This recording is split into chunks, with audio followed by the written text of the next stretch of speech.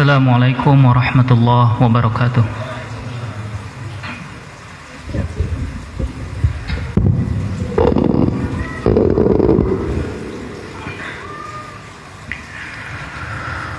Allahu Akbar, Allahu Akbar.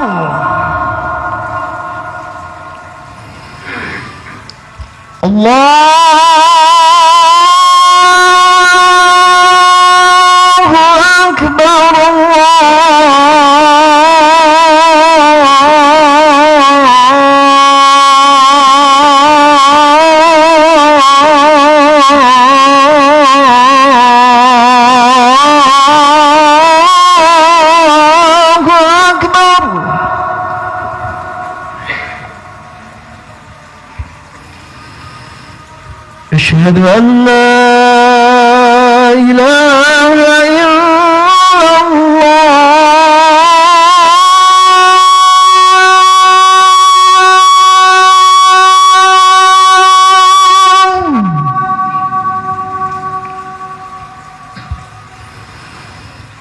أشهد أن لا إله إلا الله.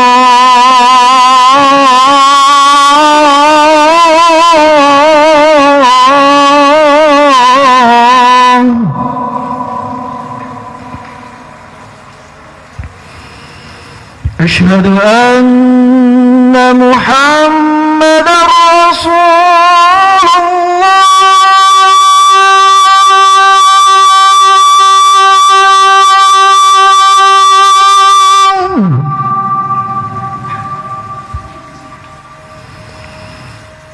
أشهد أن محمدًا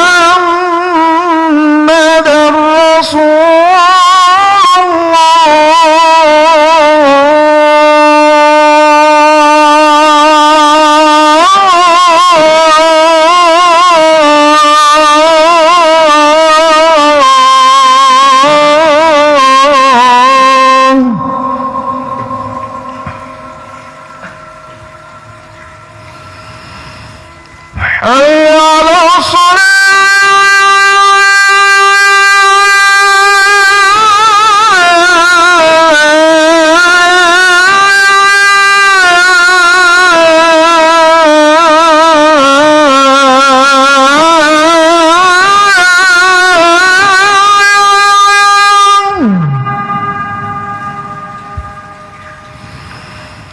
حي على الصلاة.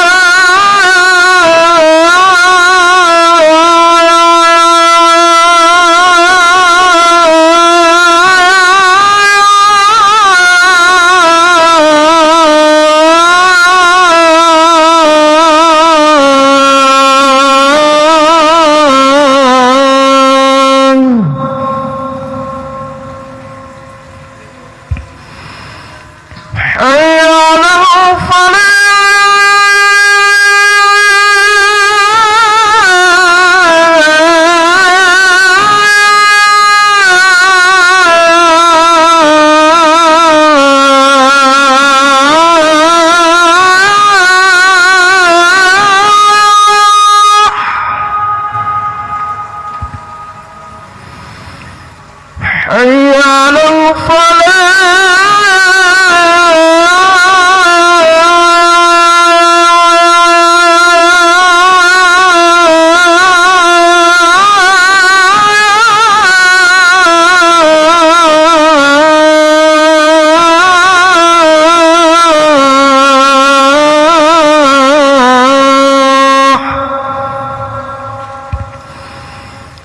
الله أكبر، الله أكبر. لا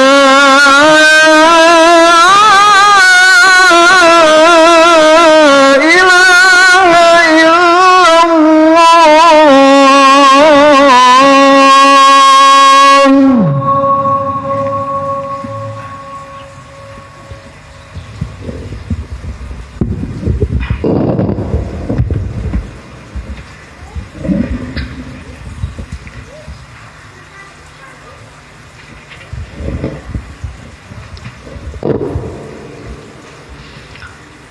الحمد لله نحمده ونستعينه ونستغفره ونعوذ بالله من شرور أنفسنا ومن سيئات أعمالنا من يهده الله فلا مضل له ومن يضلل فلا هادي له وأشهد أن لا إله إلا الله وحده لا شريك له وأشهد أن محمدا عبده ورسوله الذي لا نبي بعده يا أيها الذين آمنوا اتقوا الله حق تقاته ولا تموتن إلا وأنتم مسلمون أما بعد فإن أصدق الحديث كتاب الله وأحسن الهدي هدي محمد صلى الله عليه وسلم وشر الأمور محدثاتها وكل محدثة بدعة وكل بدعة ضلالة وكل ضلالة في النار.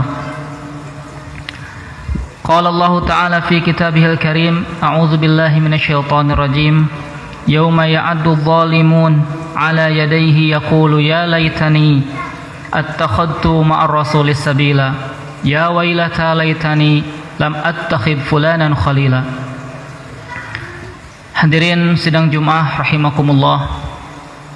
Alhamdulillah, pada kesempatan kali ini dengan nikmat dari Allah Subhanahu wa taala berupa nikmat iman, Islam, ihsan dan ketakwaan kepada kita semua, kita bisa melaksanakan salah satu rangkaian ibadah di hari Jumat yang mudah-mudahan ibadah Jumat kali ini menjadi kifarat, menjadi penghapus dosa bagi dosa-dosa kita sebelumnya. Amin ya rabbal alamin. Hadirin sidang Jumat rahimakumullah. Dalam Al-Quran ada sebuah term, ada sebuah kata yang merujuk pada sebuah fitrah manusia, di mana kata ini menunjukkan bahwa manusia merupakan makhluk Allah Subhanahu wa taala yang benar-benar diurus dengan cara yang sempurna. Kita seringkali mengungkapkan kata dalam surah Al-Fatihah, Alhamdulillahirabbil alamin. Segala puji bagi Allah, Rabb semesta alam. Ibnu Qayyim Al-Jauziyah dalam kitab Madarijus Salikin menjelaskan makna Rabb, di mana Rabb secara makna adalah yang membimbing manusia sampai ke taraf kesempurnaan. Ketika kata Rabb ini merupakan bentuk bimbingan Allah kepada makhluk, maka Allah Subhanahu wa taala mengurus makhluk semuanya, itu dari segi fisik, sehingga Allah menurunkan hujan, Allah menumbuhkan tanaman dan makanan untuk manusia sehingga mereka bisa hidup secara fisiknya. Tapi yang lebih penting, kata Ibnu Qayyim, selain fisik yang hidup, manusia pun butuh rohani atau jiwa dan hati yang hidup. Maka Allah menurunkan dari langit bukan hanya hujan, tapi juga wahyu, di mana dengan wahyu tersebut manusia bisa hidup ruhnya, bisa hidup jiwanya. Maka kata Ibnu Qayyim, kalau seandainya orang hanya hidup jasadnya saja tapi ruhnya tidak hidup, maka hakikatnya dia adalah mayat yang hidup. Dengan turunnya wahyu dari Allah Subhanahu wa taala, ini dikarenakan fitrah manusia. Allah Subhanahu wa taala sangat memahami fitrah manusia yang butuh terhadap bimbingan. Maka dalam Al-Quran dihadirkan sebuah kata, yaitu kata uswah. Uswah secara bahasa artinya qudwah, panutan atau contoh. Syekh Raghib Al-Asfahani dalam Mu'jam Mufradat Al-Fadhil Quran, beliau menerjemahkan kata uswah dengan al-hal allati kana 'alaihan nas, sebuah kondisi yang menjadi patokan bagi manusia, sebuah kondisi yang sudah menjadi kodrat manusia, menjadi fitrah manusia. In qabihan au hasanan, baik itu contoh yang baik ataupun buruk. Sehingga dilekatkan ada uswah hasanah, ada uswah sayyi'ah, ada contoh yang baik, ada contoh yang buruk. Kata uswah ini menunjukkan, kata Raghib Al-Asfahani, bahwa manusia secara fitrahnya butuh seseorang yang dijadikan panutan. Setiap manusia akan menghadirkan di hadapan matanya orang-orang yang dia kagumi, orang-orang yang dianggap sangat berwibawa, orang yang dia anggap sangat layak untuk dituruti jalannya, sehingga dia mencintainya dan meniru segala gerak-geriknya, aktivitasnya, bahkan fisiknya ditiru. Itu adalah fitrah manusia, semua orang. Cuman tidak semua orang jatuh pada uswah hasanah, jatuh dan memilih figur yang baik, tapi mereka malah jatuh memilih figur yang buruk. Dalam Al-Quran, uswah ini hanya dilekatkan pada dua makhluk saja, dua orang saja. yaitu kepada Nabi Ibrahim alaihissalam dan kedua kepada Rasulullah sallallahu alaihi wasallam. Secara urutan, kata uswah pertama kali diberikan kepada Rasulullah sallallahu alaihi wasallam dalam surah Al-Ahzab. Laqad kana lakum fi Rasulillahi uswatun hasanah. Dalam diri Rasul terdapat uswah yang baik. Kemudian di surah Al-Mumtahanah Allah memberikan kata uswah itu kepada Nabi Ibrahim alaihissalam. Laqad kanat lakum fi Ibrahim wa qaumihi uswatun hasanah. Ini menunjukkan bahwa kata uswah ini tidak sembarangan Allah berikan, tapi hanya diberikan kepada dua saja, yaitu Muhammad sallallahu alaihi wasallam dan Ibrahim alaihissalam. Sampai kita kristalkan dua orang ini dalam sebuah salawat dalam salat, sebagaimana dalam riwayat Ka'ab al-Ajrah bahwa kita bersalawat dalam salat dengan salawat Ibrahimiyah. Allahumma shalli ala Muhammad wa ala ali Muhammad kama shallaita ala Ibrahim wa ala ali Ibrahim. Dua orang ini digabungkan karena dua orang ini merupakan uswah, merupakan contoh yang patut kita turut. Kita tidak mungkin bisa mencontoh kedua orang ini kalau kita tidak tahu bagaimana kedua orang ini figurnya. Kita tidak akan mudah untuk mencontoh, karena terkadang kita harus mencontoh orang yang sulit kalau kita tidak dibarengi dengan rasa kagum. Kalau seandainya kita kagum pada seseorang, pasti secara naluri kita akan menuruti gayanya, cara berbicara, cara berpakaian, gaya rambut dan sebagainya. Begitupun ketika kita ingin mencontoh kepada Muhammad SAW atau Ibrahim alaihissalam, maka kita harus tahu bagaimana mereka berdua ini figurnya. Dan apakah ketika kita meniru kedua orang ini, kita akan menjadi orang yang hebat juga seperti mereka atau tidak? Ada sebuah kisah dari seorang tabi'in yang menunjukkan bahwa mengikuti sunnah Rasulullah SAW ini merupakan hal yang mengakibatkan kebaikan.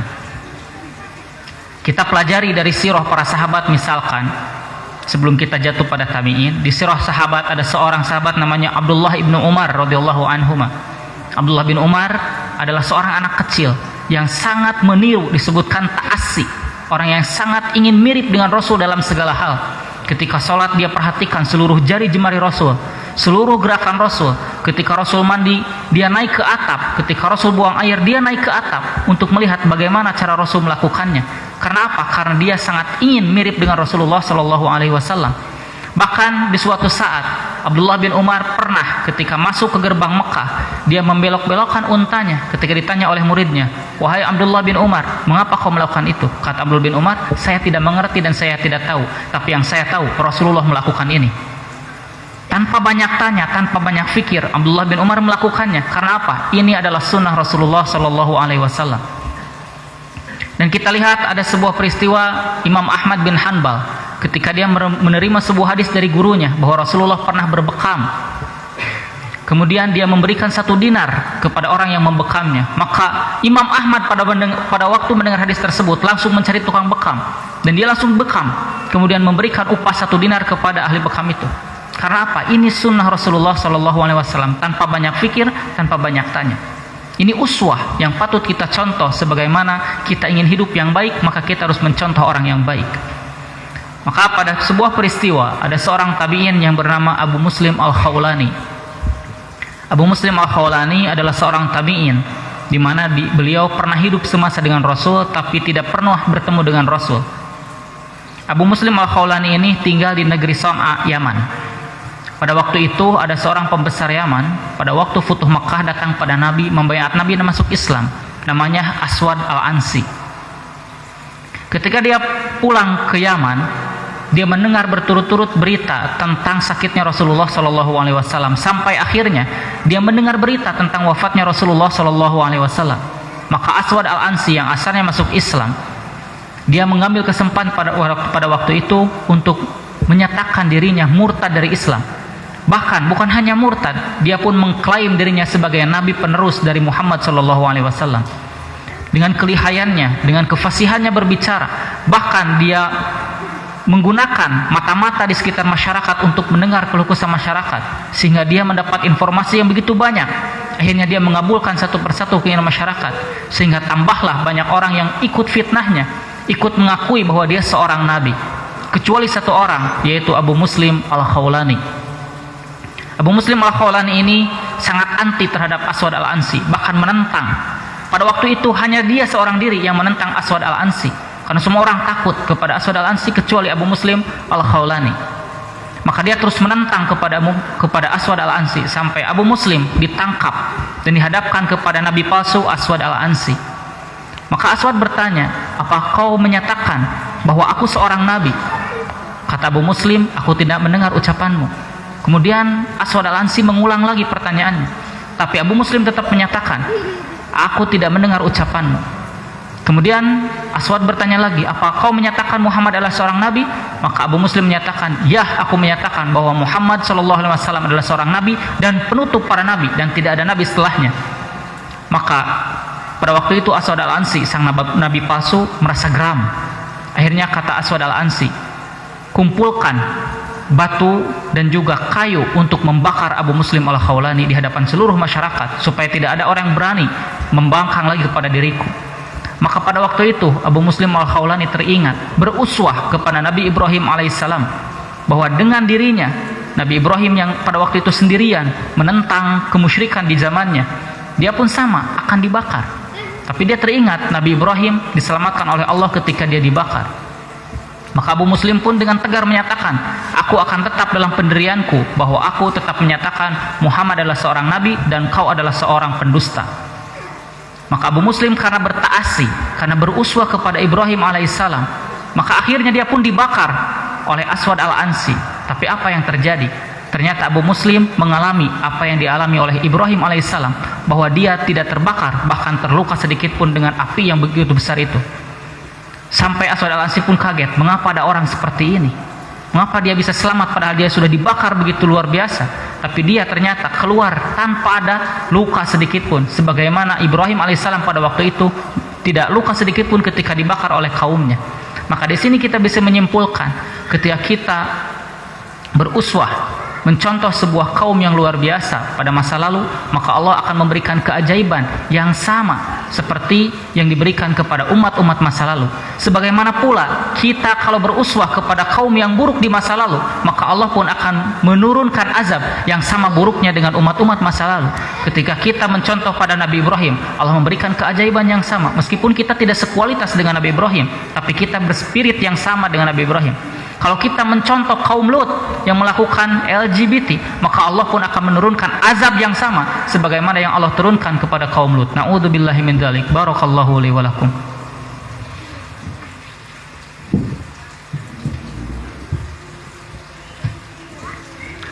Alhamdulillahi wa kafa, wassalatu wassalamu ala nabiyil mustafa wa ala alihi wa ashabihi ahli sidqi wal wafa, amma ba'd. Hadirin sidang Jumat rahimakumullah. Kita sudah mendengar tadi bagaimana kisahnya Abu Muslim al-Khawlani yang beruswah kepada Nabi Ibrahim alaihissalam, maka Allah memberikan keajaiban yang sama sebagaimana diberikan kepada Ibrahim alaihissalam. Dan kita pun dituntut supaya beruswah kepada orang yang baik, terutama contoh yang baik, uswah yang baik yang sangat ideal sudah diberikan oleh Allah Subhanahu wa taala, yaitu Muhammad sallallahu alaihi wasallam. Kalau seandainya kita beruswah kepada Muhammad sallallahu alaihi wasallam, maka Allah Subhanahu wa taala dipastikan juga menolong kita sebagaimana Allah menolong Nabi Muhammad sallallahu alaihi wasallam. Kita tidak akan menjadi umat yang tertindas, kita tidak akan menjadi umat terbelakang. Karena apa? Kita beruswah kepada orang yang paling baik, di mana tidak ada pernah manusia yang lebih baik daripada Rasulullah sallallahu alaihi wasallam. Cuma pertanyaannya, bagaimana cara kita beruswah kepada beliau sedangkan kita tidak tahu sedikit pun mengenai sirah Rasulullah sallallahu alaihi wasallam. Kita belum pernah satu kejap pun untuk membaca sirah Nabi Muhammad sallallahu alaihi wasallam, padahal dia adalah panutan terbaik kita untuk selamat dunia dan akhirat.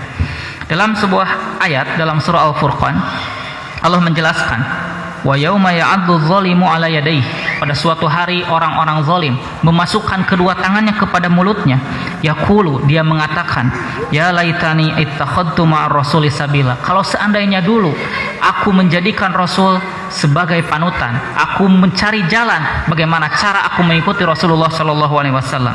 Ya wailata laitani lam attakhid fulanan khalila, dan celakanya aku seandainya aku dulu tidak menjadikan si fulan sebagai panutanku, sebagai idolaku, sebagai orang yang aku kagumi, dan akhirnya aku celaka. Dalam surat ini disebutkan kecelakaan seseorang itu karena dua sebab. Pertama, tidak menjadikan Rasulullah SAW sebagai uswah, tapi malah menjadikan orang-orang yang buruk sebagai uswah. Maka mereka di akhirat kelak menjadi orang-orang yang merugi. Maka na'udzubillah min dzalik, kalau seandainya kita termasuk orang-orang yang merugi, orang-orang yang diazab oleh Allah Subhanahu wa taala. Karena apa? Karena kita menjadikan orang-orang yang buruk, kita menjadikan mereka sebagai uswah sayyi'ah, sampai kita terseret langkah demi langkah, sedikit demi sedikit, akhirnya kita secara utuh mirip dengan mereka. Pada Allah Subhanahu wa taala akan membangkitkan seseorang sesuai dengan karakternya. Man tashabbaha biqaumin fahuwa minhum. Siapa yang menyerupai suatu kaum, maka dia golongan dari mereka. Kata Abdullah bin Umar, dia akan dibangkitkan bersama orang-orang yang serupa dengan mereka. Jadi kalau kita beruswah kepada orang yang salah, hati-hati, kita di yaumul qiyamah akan dibangkitkan bersama orang yang salah. Tapi kalau kita beruswah kepada orang yang baik, maka kita akan dibangkitkan di yaumul qiyamah bersama orang-orang yang baik lagi. Allahumma salli ala Muhammad wa ala ali Muhammad kama sallaita ala Ibrahim wa ala ali Ibrahim, wa barik ala Muhammad wa ala ali Muhammad kama barakta ala Ibrahim wa ala ali Ibrahim fil alamin innaka Hamidum Majid. Allahumma inni as'aluka ilman nafi'an wa rizqan tayyiban wa amalan mutaqabbalan. Allahumma inni a'udzubika min ilmin la yanfa' wa min qalbin la yakhsha wa min nafsin la tashba wa min du'ain la yusma. Rabbana atina fid dunya hasanah wa fil akhirati hasanah wa qina adzaban nar. Aqulu qawli hadza wa astaghfirullaha li wa lakum. Wassalamun alal mursalin wa akhiru da'wana anil hamdulillahi rabbil alamin. Qimis salat.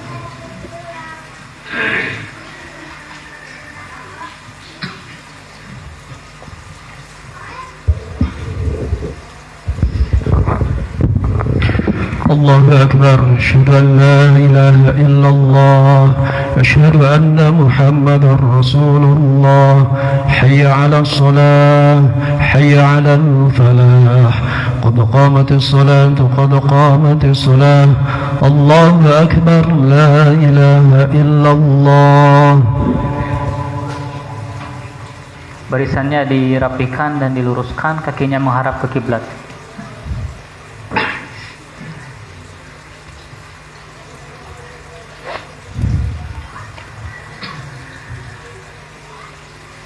Allahu Akbar.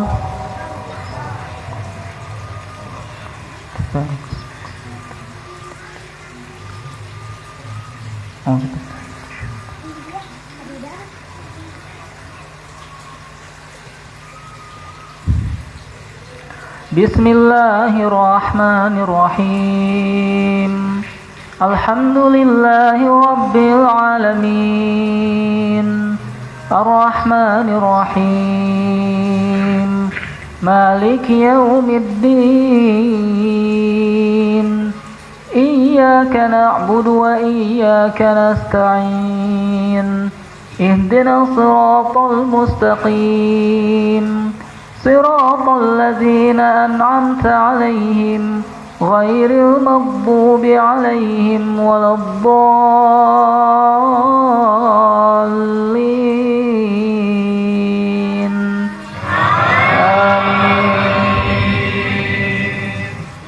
Lirijali nasibun mimma tarakal walidani wal aqrabun walinnisa'i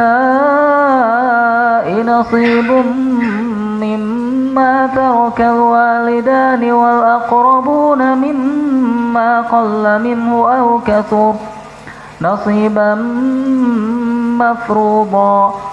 وإذا حضر القسمة أولو القربى واليتامى والمساكين فقولوا للناس حسنا وأقيموا الصلاة وآتوا الزكاة وإذا حضر القسمة أولو القربى واليتامى والمساكين فكلوا منه وقولوا لهم قولا كريما.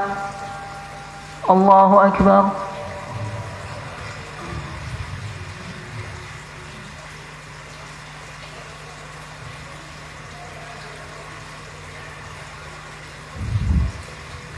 سمع الله لمن حمده.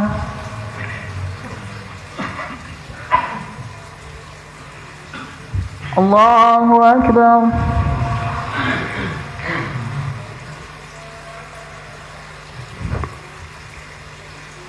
الله أكبر.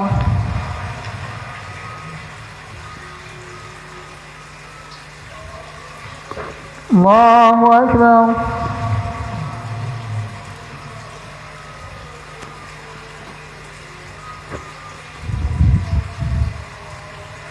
الله أكبر. بسم الله الرحمن الرحيم. الحمد لله رب العالمين الرحمن الرحيم مالك يوم الدين إياك نعبد وإياك نستعين اهدنا الصراط المستقيم صراط الذين أنعمت عليهم غير المغضوب عليهم ولا الضالين.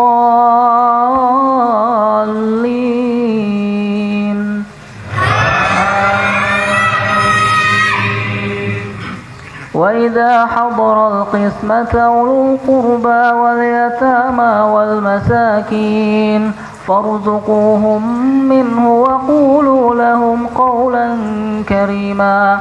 وليخشى الذين لو تركوا من خلفهم ذرية ضعافا خافوا عليهم فليتقوا الله وليقولوا قولا سديدا. إن الذين يأكلون أموال اليتامى ظلما إنما يأكلون في بطونهم نارا وسيصلون سعيرا. الله أكبر.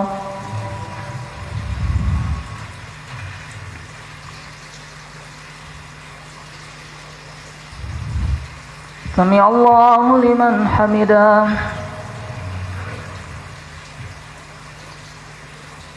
الله أكبر.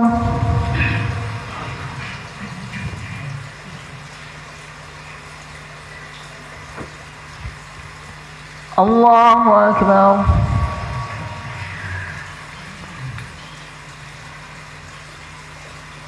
الله أكبر.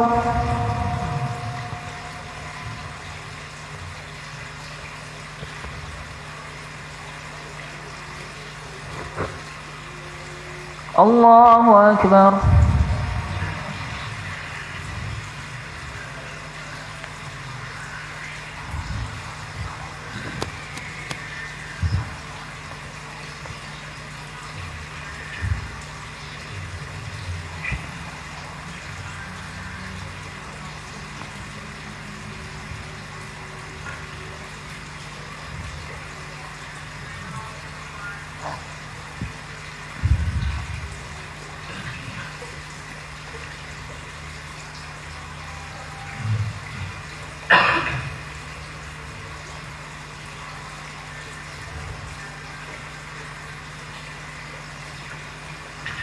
السلام عليكم ورحمة الله.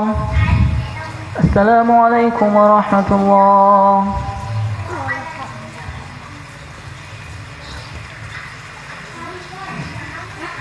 Kepada jamaah yang berminat dan juga berkesempatan untuk mengikuti sholat gaib sebagaimana instruksi dari MUI Jawa Barat, sholat gaib untuk anaknya Pak Ridwan Kamil yang tenggelam di Swiss, dipersilakan untuk berjamaah.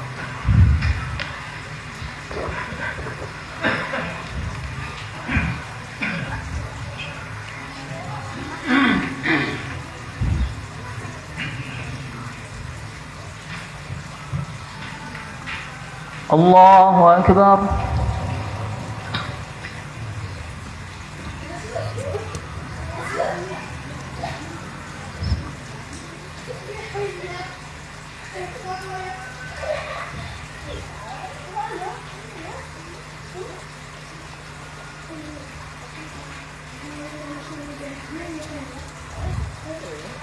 الله أكبر.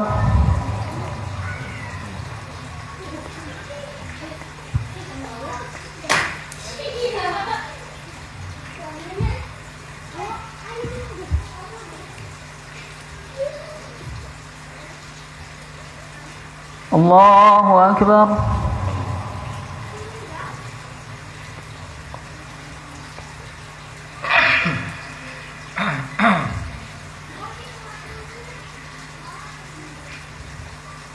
الله أكبر.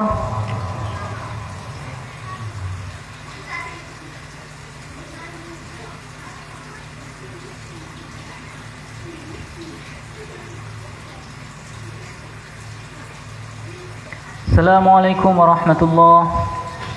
Assalamualaikum warahmatullahi.